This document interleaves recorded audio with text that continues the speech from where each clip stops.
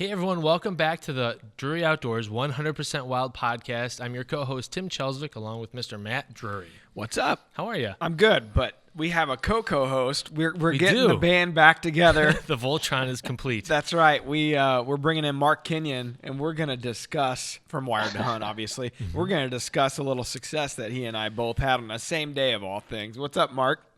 Man, it feels good to be back, especially given the circumstances. It's nice that we have a good reason to get back on the podcast all together.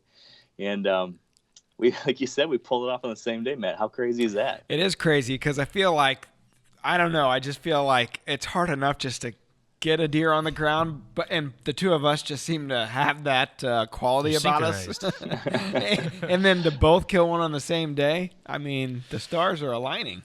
I know. I'm not going to complain, though. I'm just going to roll with it. Well, I think while you guys talk about your kills, I'm going to go sit quietly in the corner. Is that okay if I just sit in the fetal position? I'm having a I'm literally having the worst deer season of my life so far. That sucks. It does. I feel your pain, though. I mean, I think Mark does, too. We've all been there.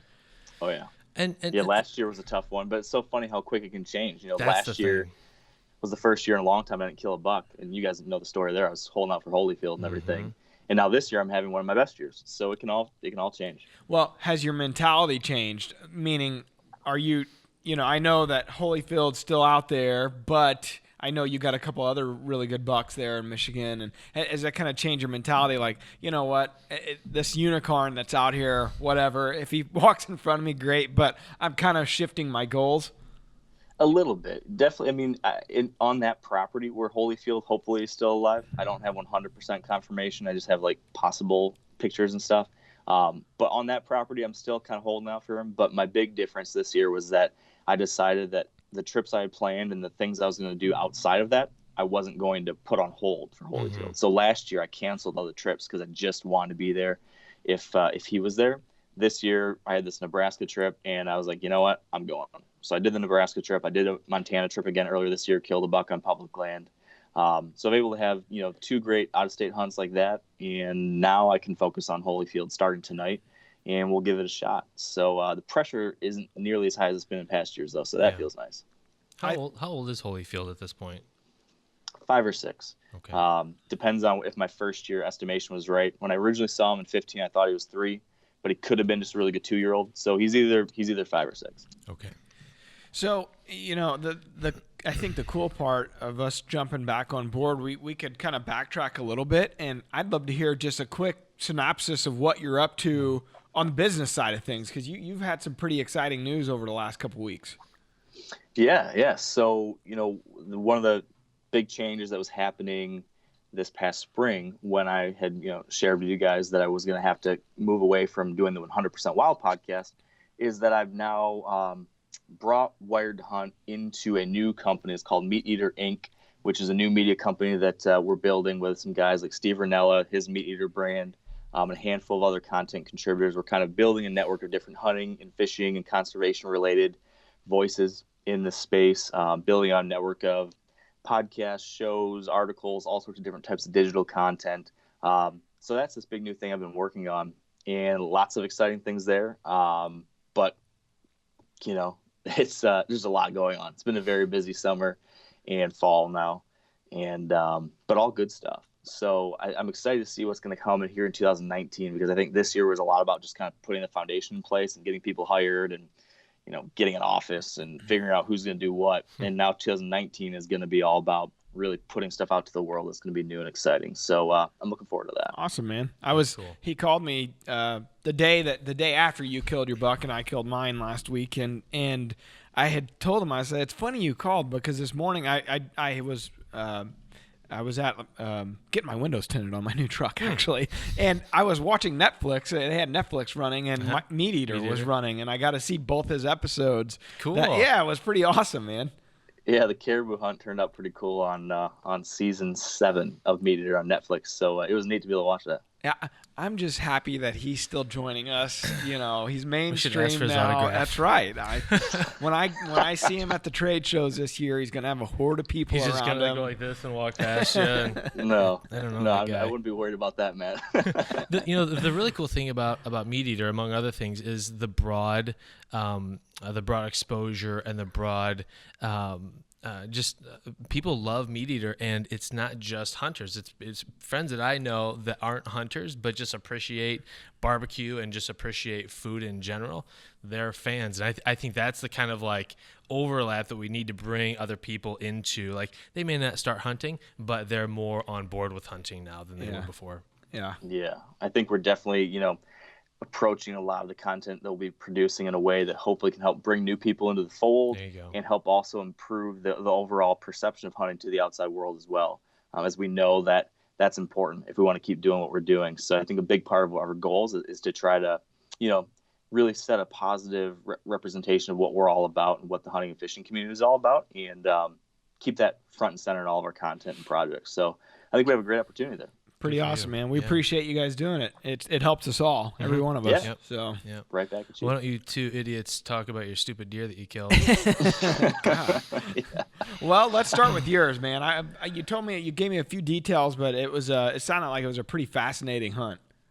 Yeah, it was really unique. I mean, just a totally different kind of deer hunting experience than I ever had. The basic gist of this was that a good buddy and me had been talking for a while about wanting to do a trip together. And we ended up saying, well, there's this Nebraska property that my friend had gotten permission on. He'd been randomly making phone calls this summer, I think it was, and got a yes on this property out in central Nebraska. And so he was like, hey, I got picked up this spot, never been out there. What do you think about it? We started like brainstorming and looking at it on the maps and thinking about it. And long story short on that, we decided, hey, let's go try it. Let's go try hunt it. And because of my schedule, it looked like late October was going to be the best time to do that. So we headed out there Wednesday night, having never been there before, having never talked to anyone who'd really hunted there before other than the person that owned it. And knowing that it was going to be pretty different than anywhere we'd ever been, because it's basically out in the Great Plains kind of Nebraska, out there in the hills. But then there's a river that runs through the middle of it. And that river had some cover along it. So looking at the maps and stuff, it looked like there's this river, and then there's like some trees and cover around the river, and then it looked like there was maybe some green grassy fields along there. So my assumption was that this was going to be like some of the places I've hunted in Montana that had some like alfalfa fields and hay fields and different things along those lines that concentrate a lot of deer. So I was kind of thinking, all right, this is like a western whitetail hunt like I've done in the past. I've had great success in these scenarios now. There's probably going to be loads of deer piled in these river bottoms. This is going to be a slam dunk. So we roll in, we drive all through the night. We get there at 7 a.m., meet with the landowner. He kind of says, all right, this is kind of the lay of the land. As long as you stay, west of this spot, you're fine. You can kind of go wherever you want. And we realized this is not like what we were expecting. There's no ag fields. There's no alfalfa. There's no hay. It's just kind of sandy, grassy hills and then kind of cedar-choked canyons along the river.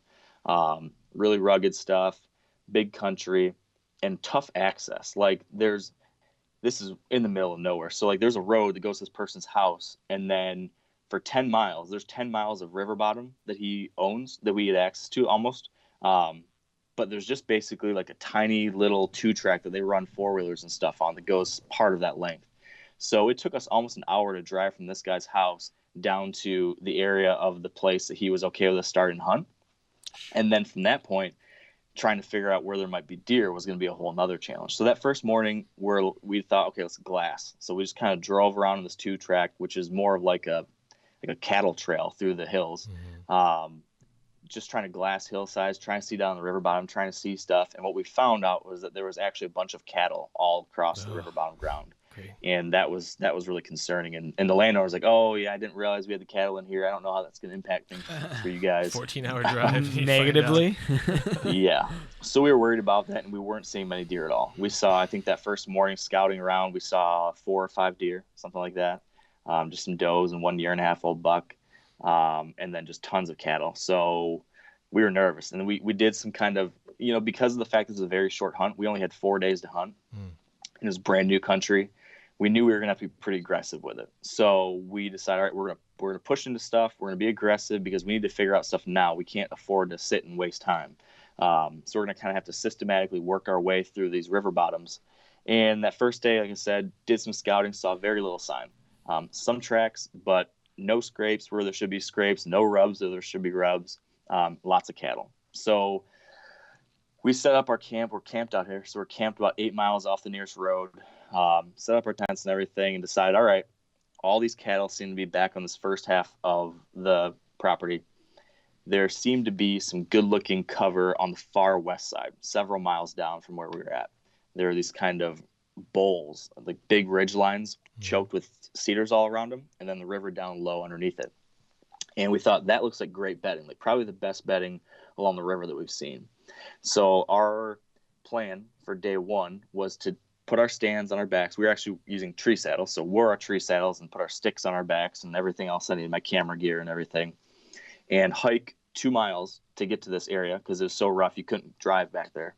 So we hiked 2 miles to this area, and then we were going to kind of slowly sneak our way along this river bottom stuff, scouting our way. And then when we found some hot sign or saw something that seemed worth hunting over, we would set up our sticks and saddles and then hunt. So my buddy and I were doing that. He peeled off first, found a little spot, decided to sit there and hunt. I kept going, and I get to about 2 miles away, and I'm coming down this point. If you can imagine, I'm up on a high ridge. It's this big sandy hilly ridge.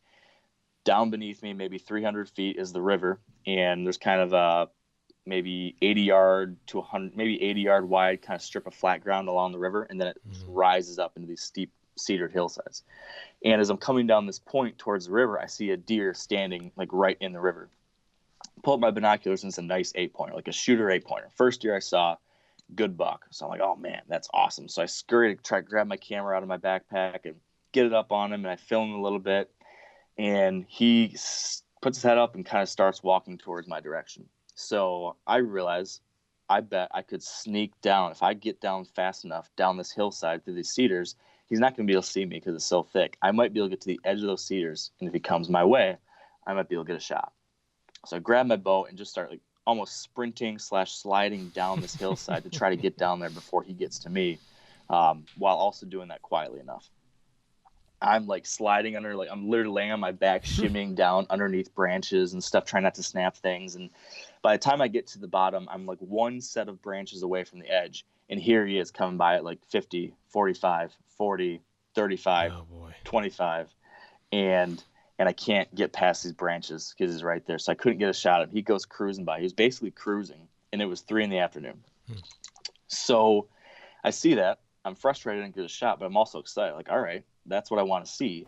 And that's a great sign. And it also showed me how deer were using this area. And it told me, like, if there's another buck cruising through this spot, this is a perfect little pinch point because this hillside comes down tight to that river, pinching deer movement down to like a 40-yard wide strip. So I thought to myself, if another deer were to do that, I'll have a perfect shot right here, down a little ways. So what I did is I grabbed my stuff, went back to the end of that point where it pinches the narrowest, and kind of carved out a little area in a cedar patch and got tucked in on the ground, just up the hillside a little bit back in these cedars, and figured I'd sit there and wait. So I'm just sitting on the ground, hoping another deer will do the same thing. And a couple hours later, I spot movement a few hundred yards away down. I pull up my binoculars. It's another buck, a nice buck, but he's walking away from me. So I grab my grunt tube, and because he was walking pretty fast and pretty far away, I just needed something loud to get his attention. So the first thing I did was a snort wheeze. And I could tell he was a big, mature buck. This was a deer that I thought would react in a good way to a snort wheeze. So I snort wheeze. He stopped, turned around, looked at me, and just stared for like a minute. And then he turned back and started walking away again. And then he started scraping. Maybe he walked like 5 yards and started making a scrape. So I snort wheeze again. He stops, turns around, looks at me for like 1 minute, 2 minutes. And then you know this feeling, I think, when you're doing like the stare down, like what's he going to do? And then when he turns his body fully in your direction and takes that first step, you're just like, oh, yes, he's coming. That's really happening. And then he just starts stomping in right towards me. Came from 200 yards away. Wow. He got to maybe about 80 and then started cutting to the side of me like he was going to try to go into those cedars too soon. So I just turned my grunt tube the opposite direction and just made 2 like loud grunts as if like, no, I'm over here. And he heard that and he's like, oh, okay. And so then he starts coming paralleling right past me. And he walked right in my lap just under 30 yards. And he went behind one little tree that was in front of me, and I drew back and got a shot. And that was kind of all she wrote. It was a slightly quartering two shot, and the hit was a little bit back from where I wanted. So he ran off, and then I watched him bed down, and I watched him. I could see where he was bedded till dark. So decided to wait for the morning because of that. And the next morning came back in there, and he was 30 yards away right there. Wow. So it was intense. I mean, it was really intense. I've never killed a buck on the ground without a blind like that before. I've never killed a buck on a brand new property the very first time ever hunting it before. And I'm trying to think if I've ever killed a buck that I've snort wheezed in. I've snort wheezed bucks in, but I'm not sure I've killed one that I've done that.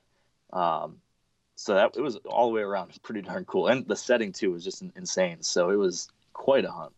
So when you're on the ground there, what do you have any, do you have a couple branches or, go kind of like turkey commando on them, or what, it just out in the open there? Man, there was almost nothing in front of me because there's very little, I'm trying to think of exactly. There's a dead tree that was directly in front of me. There was like standing dead tree here, and then there was a fallen dead tree here. And then directly behind me was a bunch of cedars. And I kind of carved my way so that I'm kind of in the cedars on either side of me. There's cedars and great back cover all around me. And then in front of me was these dead kind of limbs. But there was enough space and gaps in those dead limbs that I could get a shot. And I was hoping that there'd be enough to at least break up my movement or silhouette. So I was fortunate that he was coming in kind of on a mission. He wasn't nervous at all. He was just like, where is this buck? So he was very focused, going straight down in front of me, never looked at me at all. And I just, I remained completely frozen until he went behind this one branch, that dead set of branches I mentioned. As soon as he got behind that, and like I said, he was somewhere just under 30 at that point, got drawn and immediately kind of blatted to stop him and got the shot. So it was wild.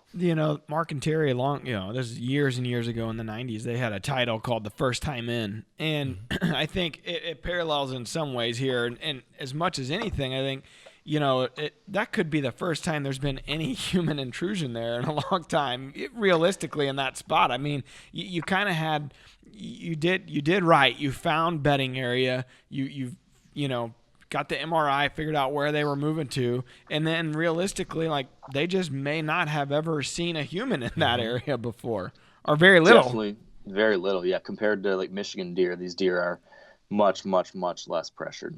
So they probably see, a rancher roll through there every once in a while. And then it sounds like there's a few guys that gun hunt out there. But this is just it's big country compared to back east. So it's a different world. You can definitely get away with a little more. It kind of highlights a point that I've been thinking about a lot here recently is a lot of times we hunt the way we want to hunt as opposed to the way the deer need to be hunted. And it sounds like you were outside of your comfort zone being on the ground. And I would say that being in a tree stand, like I want to be in a tree stand all the time. But guys, I mean, back in the 70s, people weren't climbing trees. I mean, everybody sat on the ground. Yeah. But it's become just kind of an orthodox for us to do that. And you broke with it there because the situation demanded it. And it works if you're willing to give it a shot. Yeah, this hunt was all about adjusting on the fly. We came into it with a set of preconceived notions. We thought we knew what we were getting ourselves into, and very quickly we realized it was different. So it was all about how do you learn as much as possible, as quickly as possible, and then make fast adjustments, and then constantly keep adjusting. So, I went in thinking I was going to hang a tree stand over alfalfa fields. That didn't work out. Then I thought, all right, we're going to hang tree stands tight to these bedding areas. But then I got in there and I saw a buck moving, and I kind of, not to mention, then saw that there's very little tree cover at all that would support a tree stand. Almost the only trees in there were all these cedars that would require tons of trimming to be able to get in there at all. So very quickly we realized, all right, tree stands, tree saddles, whatever, that's probably not in the cards for this hunt. So we started hunting ground. So we hunted the ground the rest of the way. So I killed my buck, and then my buddy, I kind of hung out with him and filmed and stuff. And so we hunted the ground, and we found out that these little bowls where there's these cedars on the ridges and these little river bottoms with a little bit of like green grass, that was kind of what was holding these deer. So we just started systematically moving down from little bowl to little bowl, finding that same type of terrain that we discovered that was kind of the key to it. And that's how we were able to find a few more deer. Wow. But it was definitely, you know, that morning we showed up and we saw how different it was, and we were a little bit intimidated.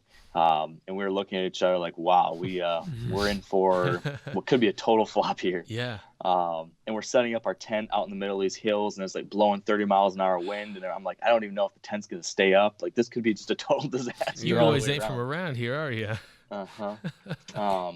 But we were walking out that first afternoon. I was like, if we somehow pull this off, if we somehow figure this out, it is going to be such an amazing feeling of accomplishment to have done this in a totally new place, so different, all these different challenges. So the fact that we did was very rewarding. What was the rancher's reaction when you guys successfully bow hunted a buck off his property? It wasn't like he was surprised. They'd killed deer with guns in the past. He was actually surprised that we didn't see more deer. But no one had bow hunted, I don't think, in quite a while. So that he was kind of like, oh yeah, cool. Yeah. I think this like area out there in the past used to be pretty good. And it sounds like they got hit by EHD a few years ago, and this really went down the tubes. Okay. And it sounds like they're just kind of coming out of it now. So this deer that I killed, he thought was a good one. But they've killed deer like that in the past during rifle season, closer to where they live. The biggest thing they were surprised by was the fact that we wanted to camp way out there and just kind of hike around, like, oh wow, you're way back in there. What's wrong with you? yeah.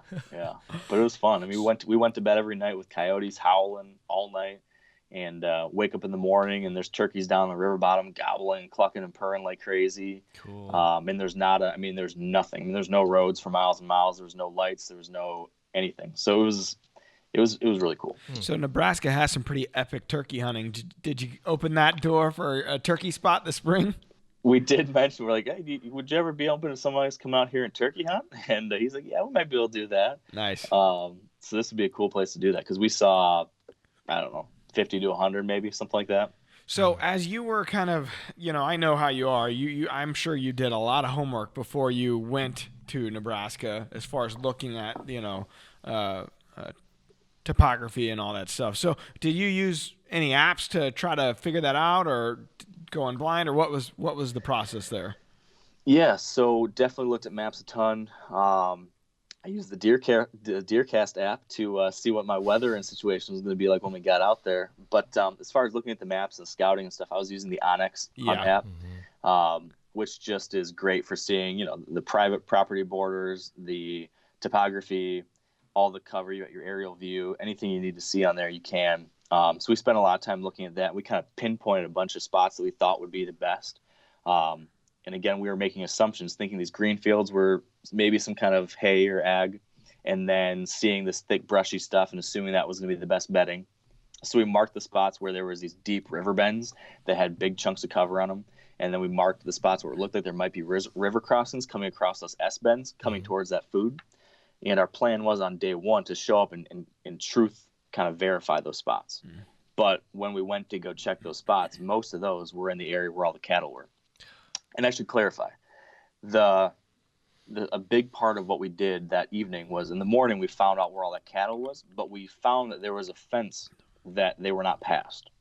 So that's why we had to hike the 2 miles to get to these other bowls, because that got you past where the cattle were. And once you got where the cattle were, then we started finding that the deer were in the cover we thought would have been good farther down wasn't good because of the cattle.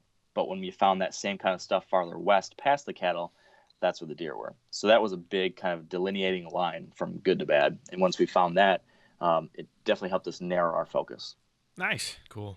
Using technology to the nth degree. I mean, that's kind of what that Onyx app, for sure. It's perfect for something like this type of hunt. That big, vast terrain, just really getting a better look at it. Even downloading the map, if you didn't have service, getting it on your phone and keeping it there, having all your waypoints set. I mean, that's pretty killer, to be honest with you. Yeah, we would have been in a tough situation if we didn't have something like that, because, like I said, we were hiking, 2 miles in and out from our camp, and this is rugged, big country. You would very, very easily get lost. So we were marking, we could drive our truck to a certain distance. We'd mark where we left the truck and then hike the 2 miles in. and then mark your track all the way. Yeah. So then you could follow that exact track because there's so many steep canyons and draws and like cliff faces and stuff in there that if you just tried to walk a straight line from point A to point B, it'd be a nightmare, especially in the dark. So you could you could walk it in the daylight. You could see how to navigate through there and then be able to follow that same track back safely. So we used it all the time. How did DeerCast, and be honest, we haven't even talked about this, but how'd the prediction side work in Nebraska? Was it pretty spot on or a little bit off? It's hard to say because we just didn't see many deer. Yeah. So in general, the overall deer activity was very slim. The deer activity was very low. I think that was mostly, though, just simply because there weren't many deer there. Yeah. So I killed a really nice buck, but we were only seeing like 2-3 deer sit otherwise, 2-3-4 deer sit. That makes it tough. We did see, my buddy did get a couple potential shot opportunities at a 3-year-old, and we did consistently see, a buck or two a sit, and that seemed like the best there was out there. So it's been hard to say. As far as like back home, I've been checking DeerCast religiously every time I go out. And there's a lot of times when it seems like pretty spot on. But there are also a few days where I'm like, man, this is the kind of day that I would really like to hunt traditionally that the app is saying isn't going to be as good as usual. So what I've kind of used it as a like an analysis tool for me to like look at stuff. Okay, so DeerCast is telling me that today is poor or something compared to I would typically think this is a better day. And then I was sitting there and I think through all the different factors that Mark talks about. And it kind of just forces me to think through these things and wonder about it. And then I can fact check it after the hunt. Yeah. So it's been a really interesting kind of self-analysis tool for myself / educational tool. But I really like it. I mean, I've been really impressed. Not just tooting your guys' horns. I like it. That you're using it to the way that I think it was intended. Mm-hmm. We didn't build it to intend for people just to say, oh, it says great, I'm going, or it says poor, I'm not. Yeah. You still, especially if you only have so many days to hunt, and you're in this case a lot where you go no matter what, whether morning, evening, whatever, mm-hmm. You're going when you can go. And I think the thing more than anything is with all the videos that are attached to it, it's more of trying to educate people on the thought process that Mark and Terry go through. And there's times where we've noticed the algorithm skipped something or missed something or just didn't quite pick up on, on for whatever reason. But by and large, I think it's been pretty accurate. But more than anything, it's trying to get people to think of, okay, these conditions lining up, what does it do to a deer? Why would it mm-hmm. make them move or not move? Yeah. And I think you're using it exactly the way we intended it to be. Yeah, I think I would, and I know you guys would say the same thing. I know Mark and Terry would say the same thing. It's like I would caution people to ever put all their eggs in like any one basket. Totally. Yeah. So mm-hmm. I wouldn't put everything just on the app, or I wouldn't put everything on. There's the guys that follow like the Red Moon guide or whatever it is. Some guys mm-hmm. like I wouldn't put all your eggs in that. I wouldn't put all your eggs just in the basket of the Solunar tables or something like that. But any one of these things might give you a 2% edge or a 1% edge or a 4% edge. And if you are always paying attention to those little details, those things can start to stack up, and that can make a difference. Absolutely. So I'm all about just looking at every little thing I can. And this is a great way to do that. Yeah, well, we appreciate that. And that even, for instance, just as a kind of to move us on to the next side of this topic is, it had a good morning. It read as good for mm-hmm. me the day that I killed. And as we sat there in the stand, it started getting colder and colder. It was really overcast, which can be kind of a detriment sometimes. The pressure was dropping, but it was still fairly high. I mean, it was at 30.11 or something, mm-hmm. but it was slowly dropping. And like I said, the temperature was dropping, cloud cover was high. So I think that's why it knocked it off of a great down to good. But we saw a ton of movement starting from the very get-go. Mm-hmm. We just kind of had a feeling about that morning, and we saw a lot of, we were sitting off of food, maybe 150, 200 yards. We were sitting off of a biologic food plot in the timber, and we were sitting on an acorn flat. Mm-hmm. And we were, on purpose, we were sitting this logging, it was just off the logging road, maybe 35 yards. And we were sitting there because our trail cameras were telling us that there were a lot of bucks in this area. We didn't have any, 100% definitive, like, hey, this deer is moving at this time every day. It wasn't that. We just knew that he was, generally speaking, in this area among 2 or 3 other deer that were, that we were after. And, ranging this was definitely the nicest buck, but it ranging anywhere from, 140 inch 5-year-old or whatever, just all over the spectrum there. And all morning long, we saw, does going from food back to bed, and they were just, every one of them had their heads down eating acorns. Sure. Every one of them. And we did see a few young bucks that were starting to nudge and get a little frisky, and it was the first time we had really started to see that type of movement as well. Like you could tell, like we're getting real close to where that switch is about to flip. And same time. Yeah, so we just sat there and we saw good movement all morning. We saw a great movement. I felt like it, saw probably 15 deer total, and it was probably about 9:45 when we saw what I felt like might have been the last 2 does feed off. And I told my camera guy, I said, hey, because realistically, this time it was October 25th, that time of year, we're not sitting all day yet. It's just not, typically we don't. We're starting to sit mornings, but usually midday we reserve for closer to the Missouri gun season, because that's about the time where we see a lot of good midday movement for mature bucks. So, I felt like, hey, 10 o'clock, I don't know why that hour or that, you always think, we'll wait till Round 10. it up, yeah. Yeah, so we waited. Hungry. Yeah, basically. Had no snacks, so we got to eat. But we waited, and, we hadn't seen any movement for about 15 minutes or so, and it had slowly gotten really, sporadic through the later half of that morning. And I thought, okay, it's probably tailed off. And honestly, the way the moon was, because the moon was full the day before, so I'm trying to think that through. The moon was full on Wednesday. This was Thursday. No, the moon was full maybe Tuesday, and it was Thursday when we shot. I'm trying to remember exactly how that was working. But anyways, we knew that the mornings were getting good. And I think that moon was hanging late too. Yeah, hanging late, and it was, I think it set at 8:18 a.m. that particular morning, and it was something like 6:50 the day before, in the morning. And so I felt like, hey, a mature buck would probably have been back to bed first. With that moon, we might catch them first thing right out of the gate, and then all the rest of the deer get to bed after the most mature buck.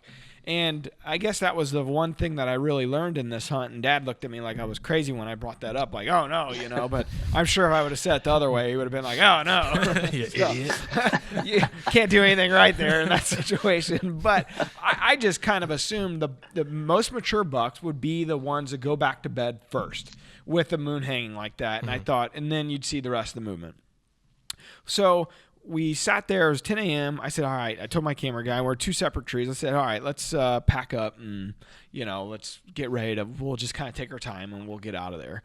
And because the other thing, those last couple of does that we saw at like 9:30, 9:45, they were blowing pretty hard. Like our wind was, it was real light that morning. I'm talking like 2 mile an hour. It was like nothing. And we had scent crushed everything. We had, ozone running in the tree. And I don't know if she caught me moving or him moving or what the case may be, but we had deer downwind of us the entire morning. And right at like 9:30, 9:45, we had a couple start blowing. And it was really weird because there was nothing. Every deer was downwind of us. Why and they nothing. decided to do it then. I feel like they caught us moving because I didn't realize they were still there. We're in this timber, and we still have pretty good foliage, and you just couldn't see them. Yeah.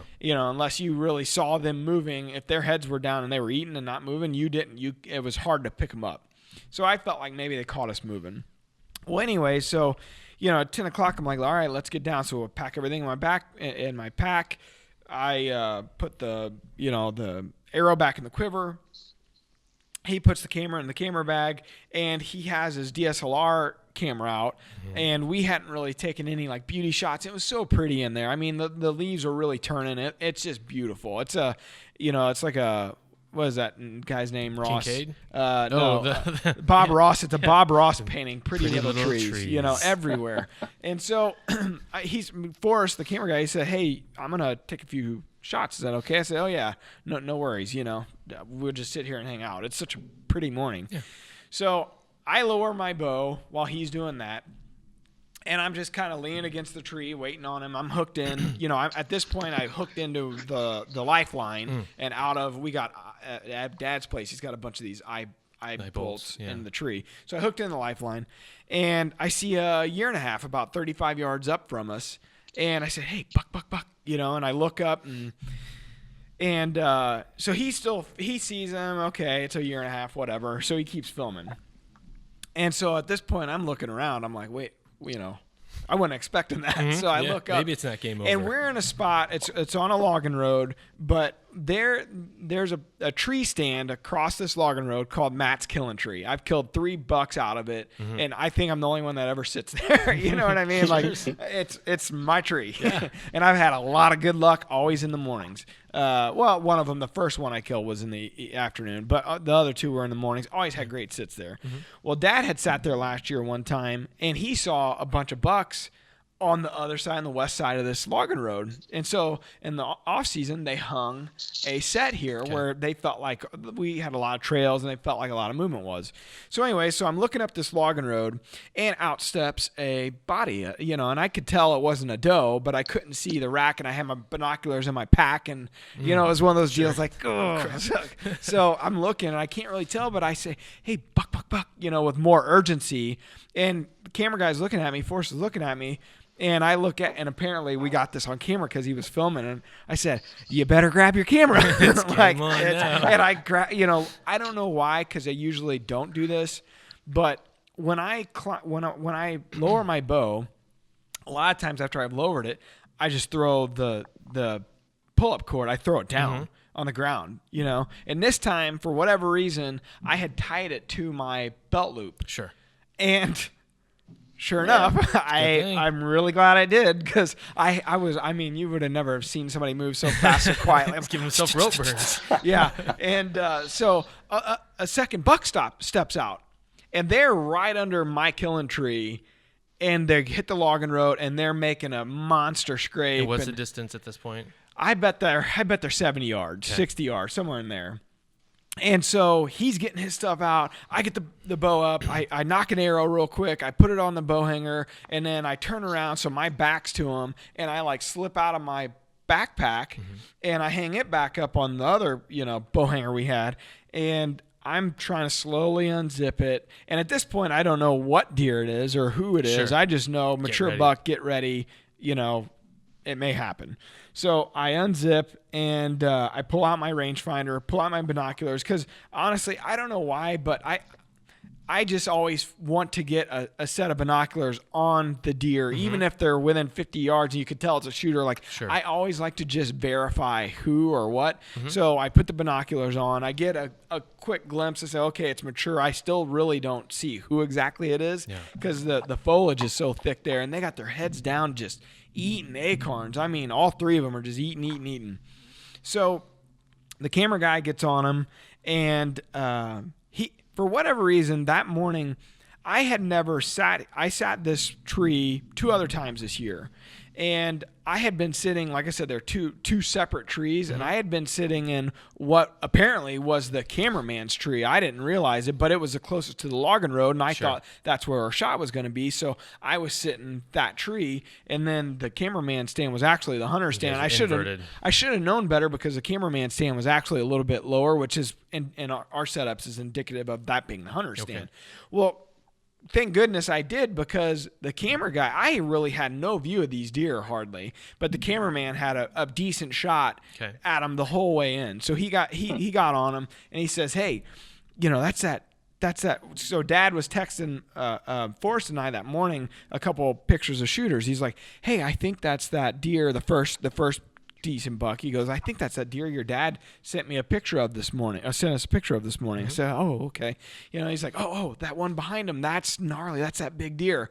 Well, to backtrack a little bit, last week on Wednesday or Thursday, or the week before I shot him, I should say, I had gone up to Dad's and had an encounter on a biologic food plot one afternoon with a deer called Gnarly, a big body deer that Dad had to match sets to from the shed season. He had a bunch of encounters with him last year, passed him. He felt like he was just a rundown, just an okay deer for that farm, but the deer blew up. Like, he wasn't on our radar before I had an encounter with him last week.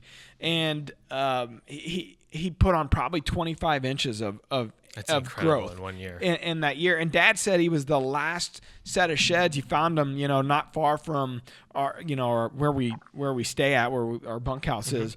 He said he found them. It was like the last set of sheds. It was like almost April, I think. Wow. And late March or something like that. So he dropped late and he blew up. And we knew it was this deer because he had this really interesting abscess on his lower abdomen, and we felt like this could be him. We were looking at the sheds. He changed a decent enough amount that you were like, oh, I don't know, and then you saw that abscess. He's like, it's a no-brainer. Yeah. So we look back at last year's Reconyx pictures, and he was all over this core area where I had the encounter with him the week before, and then that logging road that I'm on. It's not that far apart, and that was kind of his core home range. Sure. So that was one of the reasons we were in there. So anyways, fast forward, camera guy says, hey, that's that big deer. At that point, I never put my binoculars back up. I just was concentrating on what I was doing. Well, I had grabbed my bow and swung around, and there was no wind. So you're whisper quiet. And my arrow falls off. When I had knocked it really quickly, I didn't push it all the way in the string. Yeah. And when I grabbed the bow off the hanger and swung around, it just bloop. And I go, oh, my arrow fell off. And the camera guy, when he gets nervous, he chuckles and he goes, huh. I was like, that's the wrong time to do that, buddy. I think the deer never lifted their head. There were 3 bucks there, and not one lifted their head. And I bet they're 40 yards away because acorns were dropping all morning long. I kind of feel like they just felt like it was another acorn. And who knows, it might have actually kind of called that deer into us. you know what I mean? It's like possible. You never know. So I knock another arrow real quick, and I don't know why, but none of that, the bow being on the ground, none of that stuff spooked me or jarred me whatsoever. And I had a lot of opportunities to get ruffled there, but I think it kind of gave me. Pete Shepley always says, if you get nervous in a stand, like, give yourself a job. Things you got to do. Yeah, focus on these other things. Don't focus on the rack. Just focus on the things you got to do to make the shot count.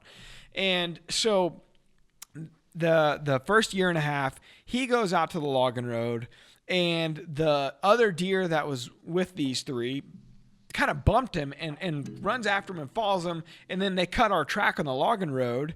And that deer looks right up at me in the tree. And so luckily, the way that stand is, I kind of could get behind the tree and hide a little bit from him. Yeah. And so then he kind of put his head back down. He started eating acorns. And so they're behind us.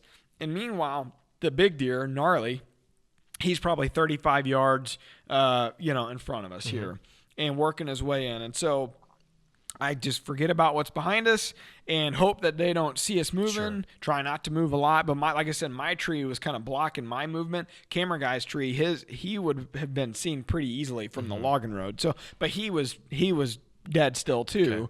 Okay. And so the buck starts feeding in, and I don't know, this probably takes 20 minutes total, 15, 20 minutes total. It's a lifetime. It felt like it.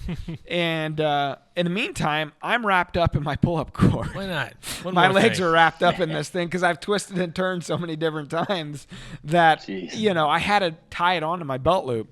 So anyway, he gets in, and I draw my bow back, and he's probably at 15 steps at this point, and I feel like he's going to continue on the path he's walking, broadside right in front of us, almost right below my camera guy, and give me a broadside shot. And so I drew when he kind of got a little bit behind a few trees, smaller trees. Yeah. And then he turns and walks straight at me. And I thought, oh no, because I don't know why, but I remembered instantly this hunt of Jared Lurk's years ago, probably a decade or more ago, where he had this giant deer in Iowa walk right to his tree, and he didn't take the shot because he didn't have a clear path at his vitals, and he just didn't feel like it was an ethical shot. And that was the first thing that was going through my mind. If he walked straight to this tree, I got no shot. So I'm still drawn though, and what I've noticed is he's so close. Like I had glanced, and maybe this is why I wasn't getting nervous because I was still in my mind doing jobs, right? Yeah. And so I'm looking through my peep sight, and I shoot an IQ bow sight, and they got that green reticle, and you got to have the black dot right in the middle of that green reticle. Sure. And And I noticed that thing wasn't, and if you don't have that, you're kind of torquing one way or the other. And I noticed it wasn't anywhere to be, I couldn't find the green dot at all. So I was kind of twisting my wrist a little bit to figure out, readjust. And I kind of, we had a Tacticam running back so I could see, but after the fact, what I was doing. But I kept like getting out of my sight picture, getting back in, out and back in, and adjusting. And finally I figured it out there. And luckily he just has head down eating, and he was going nowhere. So this all takes place in a matter of maybe a minute or two. It felt like a lifetime, maybe a minute and a half. And then he finally turns like he's going to go behind us to the logging road, but he turned just enough to give me that shot. And so I tucked it as tight as I could. He was slightly quartering to, but not bad. I tucked it as tight as I could and made the shot, and he blew out of there. And I mean, it was one of the best blood trails I have ever been on. And he just blew out of there, and we thought we heard him crash, but it was crazy. It was just a very intense couple minutes. And, I shoot that Evolve Cam system, and it's got a high let off. And I honestly, it helped me quite a bit because I felt and I'm sure adrenaline took care of the rest. It didn't really feel like I was holding and struggling. I wasn't struggling at all. Yeah. And it just perfect for those times. It was the stars aligned, and it was one of those days where you could not do anything wrong. And I don't get many of those, so it just happened. And he ran maybe 120 yards, and we got to go back to camp and get Dad and go recover him together. And it's the biggest deer ever shot on Dad's farm. He's owned it 14 years. And where does that buck fit in your portfolio of bucks? Biggest deer by 10 or 11 inches. For me. Nice. Yeah. And I hadn't awesome shot. Deer. Yeah. It was just surreal. And I wrote a thing on Instagram and Facebook about it over the weekend. And just, you sit there and you think about that kind of moment, whatever the biggest deer of your life may be, whatever you have on camera, but you think about it and you sit in a stand, you think about it over and over and over. I've thought about that since I've been hunting since 8 or 9 years old. I'm 37, and it finally happened. So it was, it'd be like if Holyfield steps out for you tonight. You know what I mean? Yeah. It's just surreal. Awesome. It's the one you're after, and it's just a feeling you can't explain. Well, it's well deserved, buddy. I'm glad it happened for you. We've been paying our dues the last couple of years here, and I'm glad you got a good story like this to share. You as well, man. That's pretty awesome to go down to a new spot and scout as you're hunting and get on one so quickly. I mean, that's kind of makes you feel like you know what you're doing. I'm not going to fool myself here and get too overconfident, but I will certainly enjoy it when it happens. Like this. Yeah, absolutely. Yeah. So it's awesome. Well, Mark, I hope the good luck now rubs off on you though, Tim. Yeah. You just keep putting in your time and you stay positive, and it may or may not happen, but we all know that's not the reason. That's not the only reason that we go out, and so every time you go out, you learn something. Yeah, absolutely. What I learned was don't get out of the tree. Yeah. If you feel like it's, I'm going to wait 15 minutes, wait 25. Stay a little longer. Yeah, I hope you bought your cameraman lunch that day or something since he forced you to wait just a little longer to take some pictures. That's right. Right. I got extremely lucky. He was doing his job, and he held me in. That's good. He's a keeper. Yep. Mark, we know you're awesome. busy. We know you're coming off a 14-hour road trip back from your hunt. So thank you for joining us. If folks want to listen and follow all your work, how do they do that? Yeah, well, you can find the Wired Hunt podcast anywhere you listen to podcasts. And then, of course, check out the Wired Hunt Facebook page, Instagram account, Twitter, YouTube channel. And then also new content is also featured on themeateater.com as well. So check all that stuff out. Thanks for having me back, guys. It's been fun. Awesome. Yeah, it's awesome. I hope you have a good season the rest of the way. Keep us posted. Hopefully we can jump back on somewhere along the line here in the next month or two with another fun success story. Mm-hmm. Let's have a Holyfield story, right? Let's do it, man. Finally. Let's do it. Great. Well, right, thanks, guys. If folks want to subscribe to our show or listen to it or watch it, you can do so in all the same places, all the Google Play Store, iTunes, any place you can find podcasts, you can find us. You can also leave us a question. We'll answer it on the air potentially. go to DreAoutdoors.com/podcast and click the send voicemail tab in the lower right-hand corner of the screen. Record us a message, leave your name and location and what you want to know about, and we may answer it on the 100% Wild podcast. And as always, you can follow us at Drury Outdoors on social media. And if you're watching this podcast, you're already on our YouTube channel, most likely. Hit subscribe. We're going for 100,000 subscribers. When we do, we're going to give away a free PSE bow. Who knows? Maybe you're going to be that one shooting that Evolve Cam system. And, if you want, check out DeerCast. It's been growing like crazy. We're over 230-something thousand accounts and growing every day.